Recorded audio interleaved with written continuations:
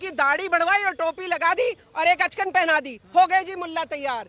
Congress party के मुल्ला चौड़े में क्राउड प्लेस में खड़े होकर शबनम खान बोल रही हूँ, क्या डर है मुझे बताइए, किस मुसलमान को डर है बताइए। 24 घंटे ये सारे ओवैसी और जो दूसरे विपक्षी हैं और जो मुस्लिम मुल्ला हैं 24 घंटे तो टीवी डिबेट में दिन भर प्रधानमंत्री को गाली बक लेते, चौड़े में होकर किसी को कुछ भी कह देते, हिंदू बहन बेटियों की इज्जत उछालते रहते, और आप कह रहे हैं ये डरे हुए हैं। विरोध का जो स्वर है, समाजवादी पार्टी अखिलेश यादव आए, उसके बाद ओवैसी आ चुके हैं, कांग्रेस है ही है, कह रहे ये गलत हो रहा है, एक धर्म को लेकर टारगेट किया जा रहा है देश में। मुझे एक बात बताइए, ये जो सारी संपत्ति है ये भारत की है या किसी एक व्यक्ति की है?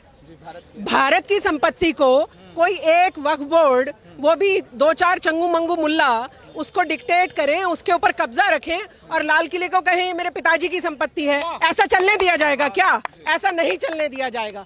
भारत की संपत्ति भारत के पास रहेगी, किसी एक पर्टिकुलर व्यक्ति या किसी एक बोर्ड को मालिकाना हक नहीं दिया जा सकता। अभी एक जज साहब ने भी बखिया उधेड़ी है इसी बात पर जी, कि आप कैसे कह सकते हैं, आपने हाई कोर्ट को भी कह दिया, कल आप और हमारे को तो बाहर निकाल के खड़ा कर देंगे आप। और जो आप हिंदू भाइयों का, मतलब हिंदू भाइयों का नाम सुनते ही चिढ़ जाते हैं, बेटी बहन हिंदू बहनों की बात कर दो तो चिढ़ जाते हैं। जो इतना मन में पाप रखते हैं, मैं ओवैसी और कांग्रेस पार्टी की बात कर रही हूँ, वो वक्फ बोर्ड के लिए लड़ने के लिए खड़े हो गए। क्यों? क्योंकि भारत की संपत्ति पे कब्जा करने का ये जो मिशन था, ये कांग्रेस पार्टी की देन है।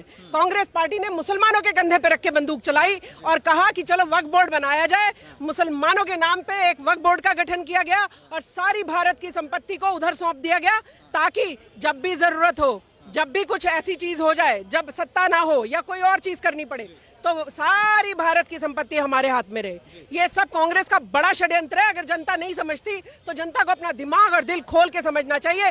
भारत की प्रॉपर्टी, हम क्नॉट प्लेस में खड़े, भारत की रहेगी, किसी को नहीं देने दिया जाएगा। लगातार इस तरीके का प्रयास हो रहा है। 2013 में जो लाया गया कि 120 जो प्रॉपर्टीज थी उनको दे दिया गया वक्फ के अंदर, और इस तरीके से इतना ताकतवर वक्फ को बनाया गया। लगातार नेहरू की बात करें, नेहरू के बाद से फिर नरसिम्हा जी जिस तरीके से सुधार लाते हैं, उसके बाद 2013 में मनमोहन सिंह सरकार जिस तरीके से जाते जाते 120 संपत्ति, सरकारी संपत्ति देकर चली जाती है, ये क्यों लगातार क्या प्रयास हो रहा था इसके जरिए? मैंने आपको बताया कि कांग्रेस पार्टी का एक मिशन रहा है कि भारत की पूरी संपत्ति अपने कब्जे में रहनी चाहिए।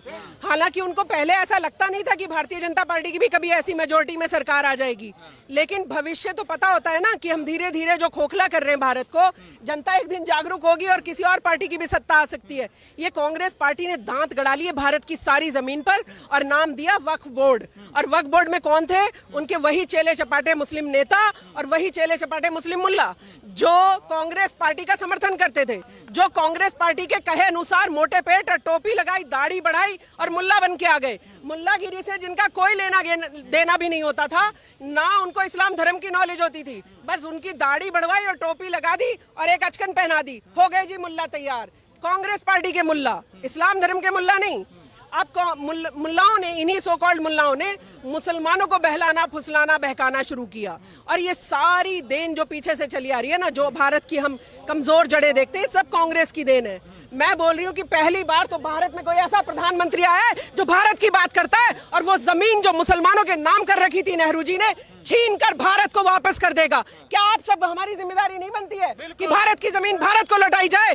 भारत की जमीन पे कोई मुसलमान या कोई भी धर्म का व्यक्ति कैसे